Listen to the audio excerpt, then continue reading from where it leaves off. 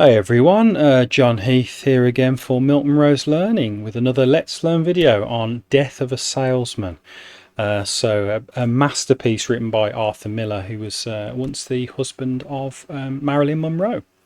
So we're going to look at some of the basics today, just to give you a very quick kind of introduction to some of the key plot events within the play.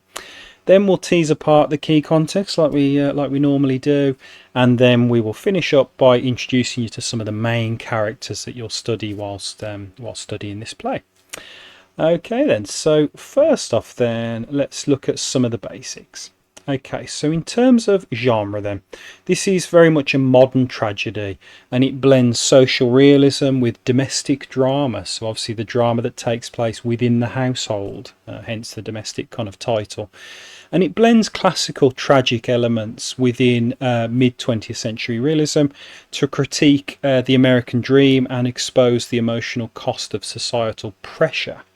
Okay, so quite a mouthful there. So it's very thematically dense. There's actually a lot of themes going on here. Okay, now in terms of plot summary then, it revolves around a character called Willy Loman, who is an aging kind of salesman, and he believes that being well liked guarantees success. So it's a bit of a recipe for disaster there, but he's failing both financially and emotionally in his relationships. So he starts to lose his grip almost on reality, reliving moments from the past and then idealizing kind of missed opportunities. He's kind of living in his own kind of psychological bubble, really, to try and make up for his failures in real life. Then as the plot continues then, Willy's mental state deteriorates. So he becomes consumed by guilt for not achieving the American dream and the pressure to provide for his family constantly. And he's convinced that his death will give his family a better future with kind of life insurance. So Willy takes his own life tragically. And he believes in that act that he will achieve redemption. He will finally be worth something and achieve a kind of modicum of success within a very cruel US capitalist society. Okay, then let's look at some of the key context. So first off, just zoom in on post-war America. So this is set in late 1940s America, so a society shaped by World War II, which is kind of finished in 1945, where consumerism, like buying stuff constantly, suburban growth and economic optimism, which, you know, the economy was booming after World War II, but it clashed with a personal kind of disillusionment and emotional instability because people had to adapt to a very different society now. And those two kind of forces kind of clash within the play constantly. Then we have a very famous piece of context, the American dream. So the American dream is basically the idea that you know, if you work hard and, you know, you're kind of intelligent enough, then you can become rich. You can have your slice of the pie and become, you know, a very wealthy person within American society. However, Miller critiques this belief that success is guaranteed through just hard work and charm, because, you know, that it's not as simple as that, obviously. And Willy Loman's downfall exposes how that the American dream can be extremely toxic, very unrealistic for some people to achieve if we just blindly follow it, and it could lead to tragic consequences. Then we have mental health and masculinity. So the play highlights the emotional strain that's put on men to succeed and provide for their family in this kind of society at that time. And Willy's mental breakdown reflects the era's silence around the issue of mental illness and the crushing effects of pride and shame that can fall on men if they feel a sense of failure to not provide for their families. So a very important kind of poignant theme there and piece of context to really tease out in your essays. Okay then, and now if we look at the some of the key characters. So first off then we have Willy Loman. So he is a struggling, aging salesman who clings to delusion of success and being, quote unquote, well liked. It means a lot to Willy Loman, even though it doesn't mean a lot to anyone else. He represents the tragic cost of chasing this flawed American dream constantly, even though you may never reach it, and symbolises the what we would call an everyman, like your average kind of person in society, crushed by capitalism, pride, and the illusion of self-worth tied to financial success. So a very kind of tragic figure in that sense, who's ultimately crushed by his endless kind of pursuit of the American dream. Then we have Biff Loman, okay, who is Willy's eldest son. So once full of promise, very kind of bright young man, but now disillusioned and searching for purpose. So he represents truth, self-awareness, and ultimately the rejection of false dreams.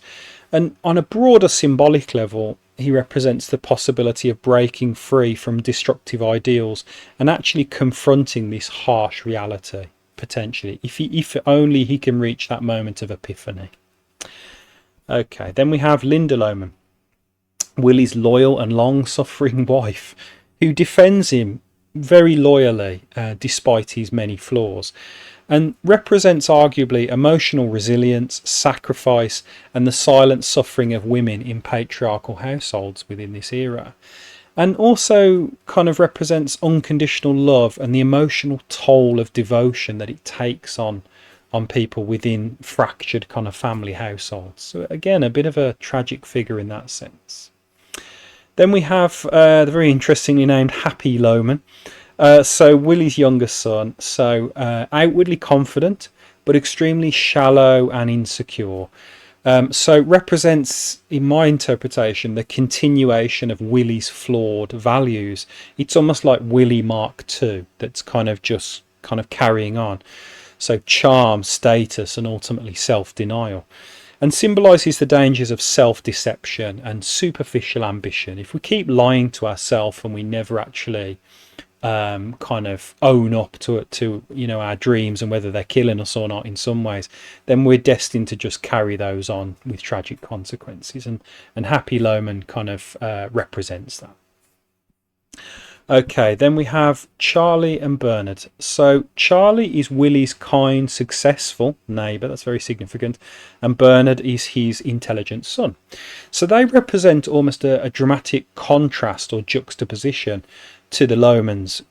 They symbolise quiet integrity and hard-earned success within this capitalist society. And they show that the reality that success comes from substance, not just charm or popularity. You have to work extremely hard and have good ideas and have the talent to succeed within this American capitalist society. Then we have Ben. So Willy's adventurous and successful older brother, who appears in kind of memories and hallucinations. So he represents the allure of wealth and the idea of success achieved through risk and boldness, because being an entrepreneur within capitalist society, you can only get there most of the time through taking economic risks and financial risks. And he symbolises Willy's obsession with the American dream and serves almost as a ghostly reminder of missed opportunities, economic opportunities within Willy's life. And then finally we have a character called Howard Wagner. So Willy's younger boss, who shows ultimately no loyalty in firing him. So he represents the cold corporate values at the core of American society and the dehumanizing nature of capitalism, which often just spits out the worker when they are no longer profitable, and symbolizes how the business world just kind of discards people and doesn't really have any sentiment towards them. No matter how long they've served the company, they just get kind of discarded at the end. And Howard Wagner is almost an allegory of the harsh side of capitalism. Okay then, so if we just have a little summary, then we've just had hopefully a really nice kind of little beginner's guide there to Death of a Salesman, teasing out some of the key plot events, some of the key context as well, which is really important for rich essays, and then finished up by looking at some of the main protagonists and characters within this kind of very tragic kind of play. So yeah, so it just remains to say, obviously, if you found this video kind of helpful in any way, please feel free to hit the like, subscribe, and the bell icon if you can. And yeah, that would really help us out. We'll obviously be developing more videos soon on this play, so just keep your eyes open for those. And yeah, hopefully you found that useful. So take care and see you soon.